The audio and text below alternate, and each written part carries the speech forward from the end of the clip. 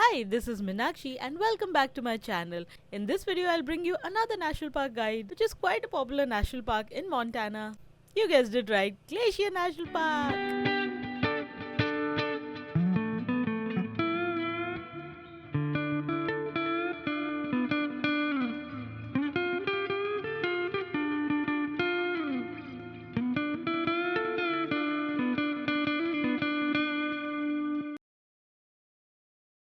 The reason I'm so excited is because it's an amazing park.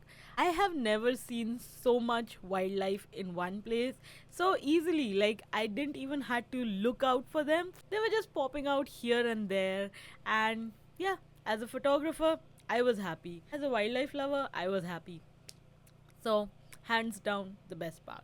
Now, coming to this video, the first part of this video is where I'll show you everything we did in the park from start to end. We were there for about 12 or 13 hours. We started our day pretty early and entered the park before 7 because we were planning to catch the first shuttle. So it was a pretty long day. And then we exited the park around 10 p.m. right after the sunset. So you can imagine how long we were there, and we only had a day, so we tried to make the most of our time, do as much as possible, and we also did 4 easy to moderate hikes, so you can imagine how long our day was. Now, talking about the second part of the video, where I would share all the important questions that have been popping up in my DMs about the park, especially about the timed entry. It is pretty confusing, so I would try to clear as much as possible based on my research and my time in the park and the things I noticed and how things work there. So stay tuned. I do recommend you watching the whole video because you'll see a lot of wildlife and some cool views that will definitely convince you to take a trip to this park. Plus, one good thing is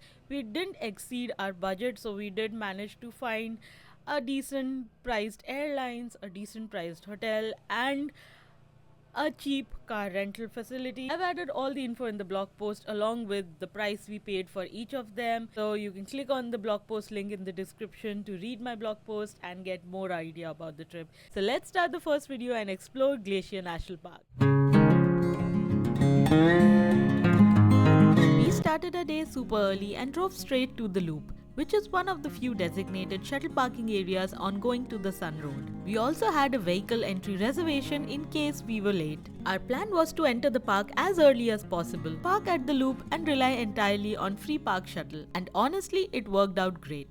We were staying at Flathead Lake Hostel, which you can learn more about by clicking on this video. Glacier National Park entrance was a 50-minute drive from our hostel, and the drive was extremely scenic. Here's a quick glimpse of our drive and what all we saw on our way to the park.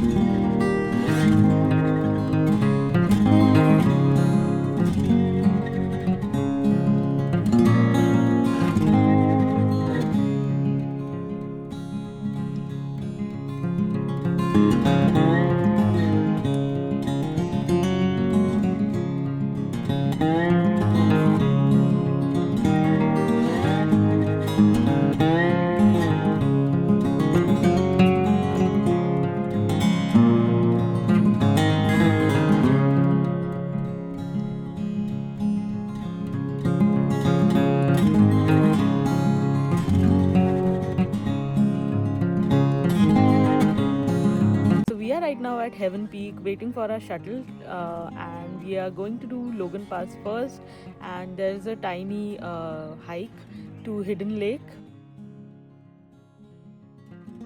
which we are going to do, and after that we'll go to St. Mary's Visitor Center and do all the trails around it.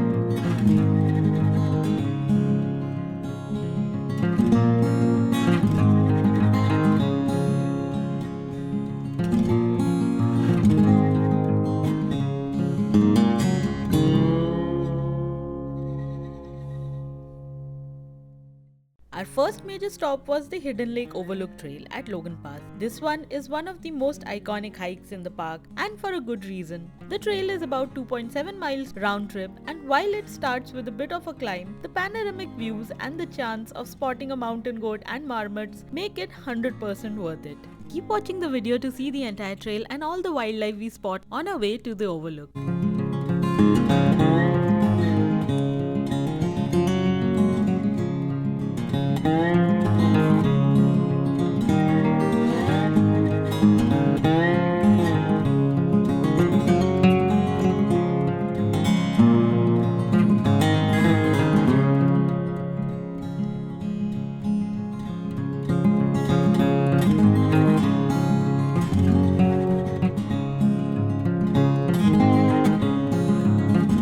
The Hidden Lake hike is beautiful, but it is also very steep. So bring lots of water and hiking pole if needed. But the views are amazing.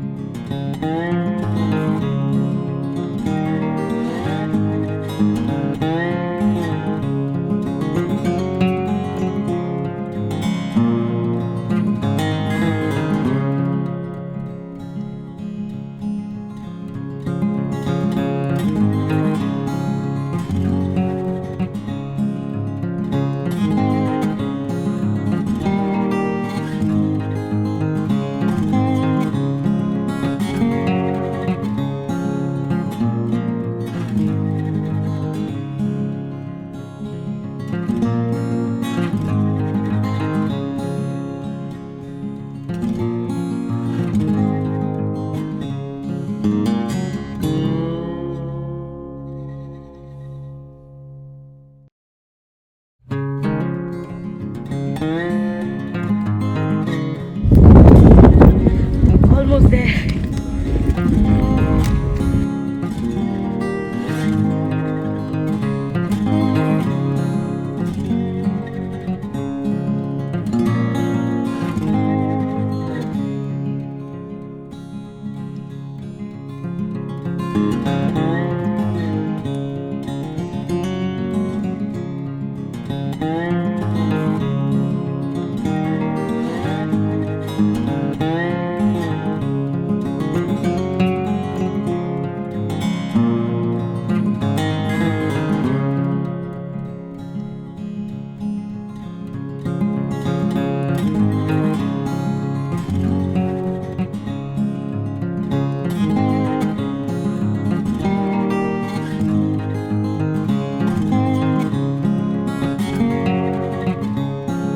This was absolutely gorgeous. Totally worth the hike. Totally.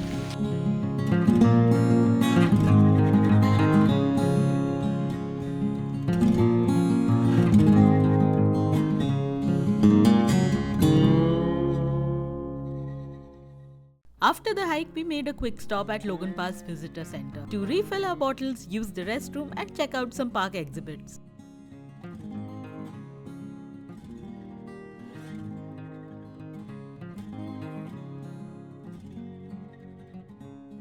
Time to take the next shuttle to St. Mary Falls Trailhead. If you have more time, I highly recommend doing the Highline Trail hike that will get you a closer look at Grinnell Glacier and a unique experience of hiking along a cliffside. You can also book the famous Red Bus tour that takes you around the park in a vintage 1930s bus.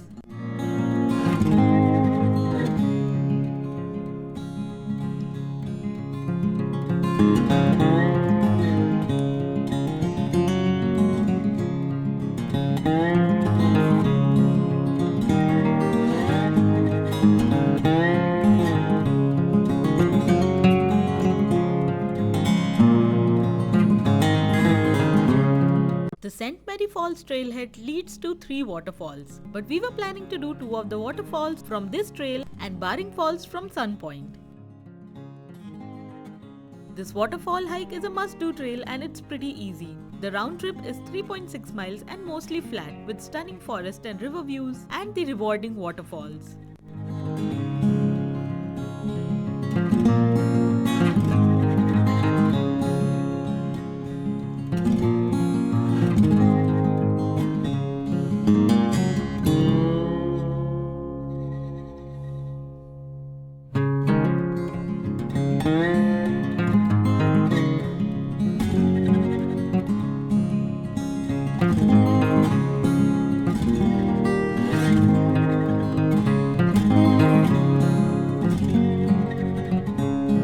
We are hiking the St. Mary Falls trail and the trail is absolutely beautiful, surrounded by wildflowers, and it's not too difficult, so highly recommend doing it.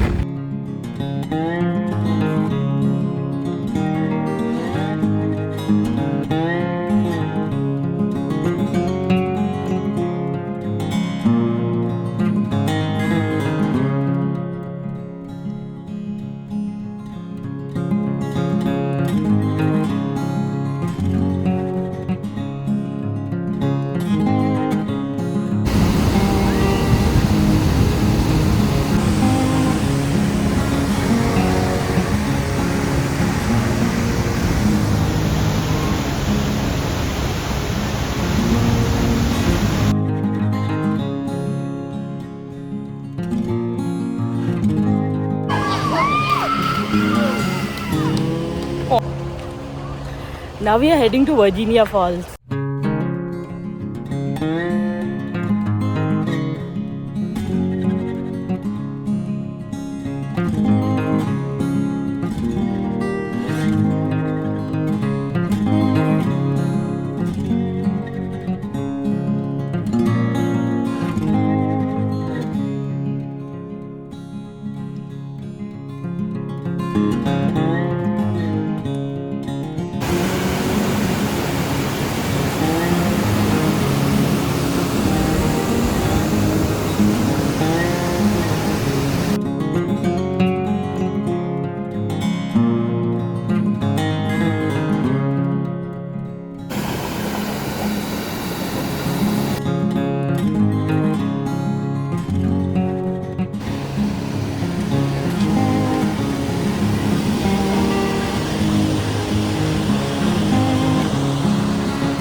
So the Virginia Falls hike is just 0.7 miles from St. Mary Falls, and you'll find several tiny waterfalls on the way to the hike, on the way to the waterfall.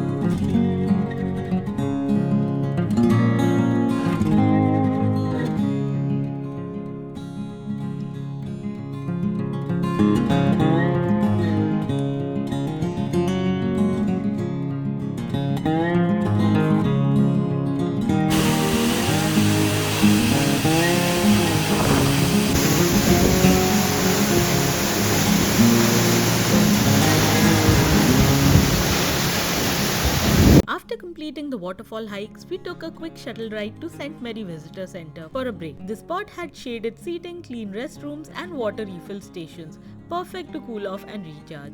And we also ended up watching a film about the park that gave us a good insight about Glacier National Park.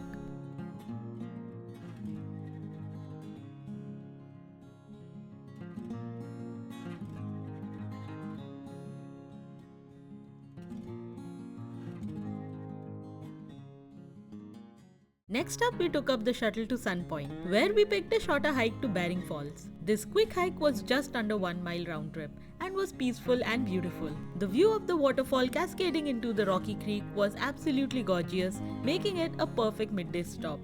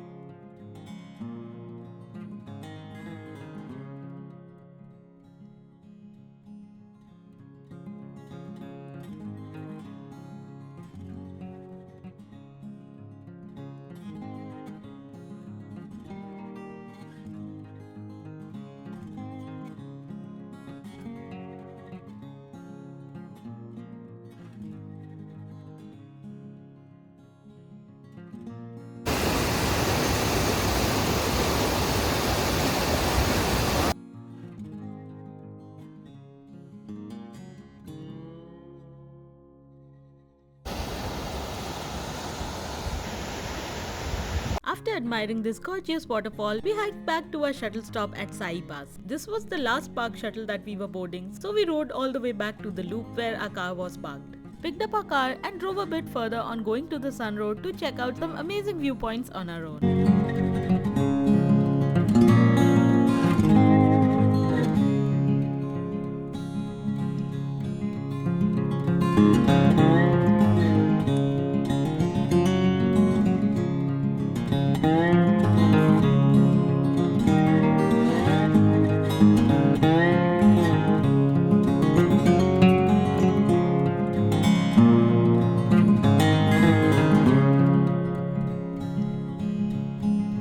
Our first stop on this drive was Oberlin Bend, a roadside pullout with stunning views of Mount Oberlin, Oberlin Falls, and surrounding peaks. We also saw a family of mountain goats grazing, and the babies were adorable.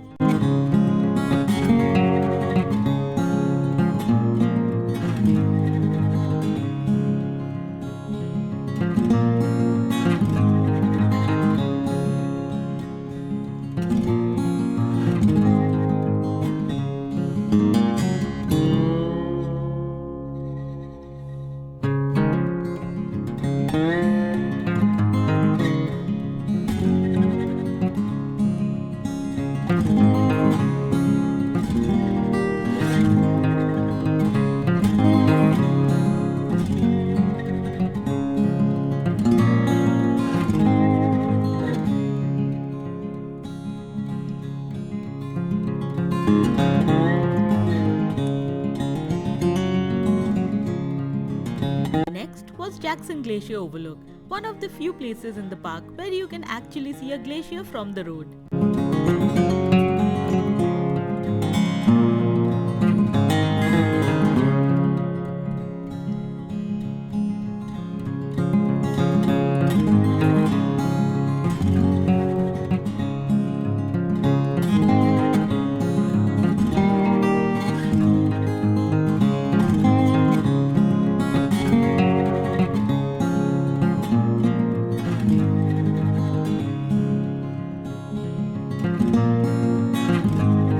Another short pullover was Bird Woman Falls Overlook. That gave us a breathtaking view of one of the tallest waterfalls in the park.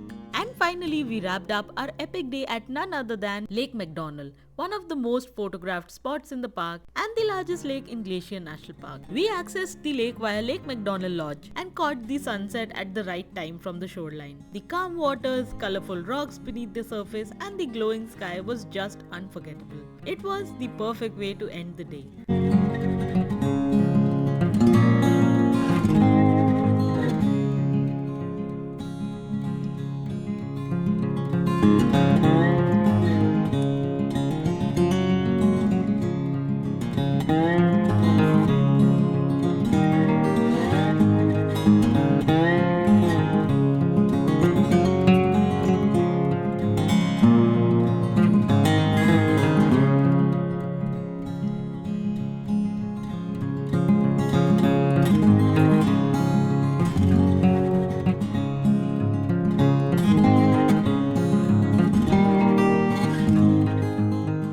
So now that I have all the itinerary sorted, let's jump into the top 5 most asked questions about the park. What is the best time to visit Glacier National Park? Well, you'll be surprised that this park is open year-round except the Going to the Sun Road, which only opens fully from mid-June and remains open until October. But that totally depends on the weather.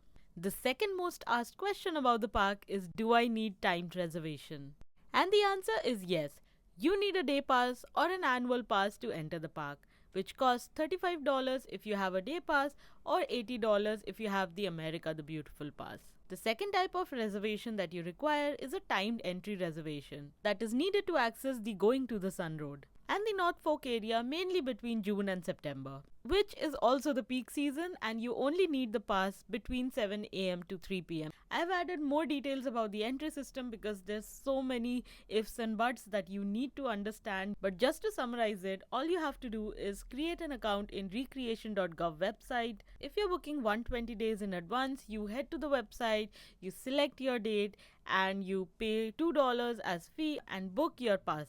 However, if you miss that 120 days period, you can still book the pass, but it'll only happen a day before. The booking window opens at 7 p.m. Mountain Time every day, and you can select your preferred time slot and book your passes. The third most asked question about the park is what are the most popular hikes? The three hikes that we did on our trip were one of the most popular hikes in the park. All three of them were easy to moderate and were easily achievable in 2 hours or so. But if you're looking for a longer and challenging hike, I highly recommend doing the Highline Trail and the Grinnell Glacier hike. This is such a difficult word to pronounce. If you're planning to do a glacier hike, I always recommend checking the website to see the latest status of the hike and plan accordingly.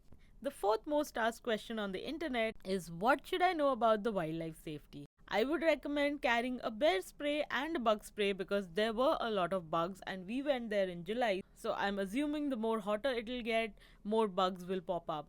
But yeah, bear spray is something that is highly recommended. We saw one grizzly bear with two cubs on Highline Trail and it was camouflaging really well. So you never know when you encounter a bear. I don't recommend buying it from your base city. The best thing to do is land in Montana first and then buy a bear spray. We got one of our bear spray from the car rental and one from the hostel, so we didn't have to pay for any of that. And the fifth top question that people ask is what logistics should I plan ahead? Have your lodging sorted. A lot of people recommended getting 12 months ahead if you're planning to stay inside the park, but because it was very expensive to stay within the park and camping was not an option for us because we missed out the window completely.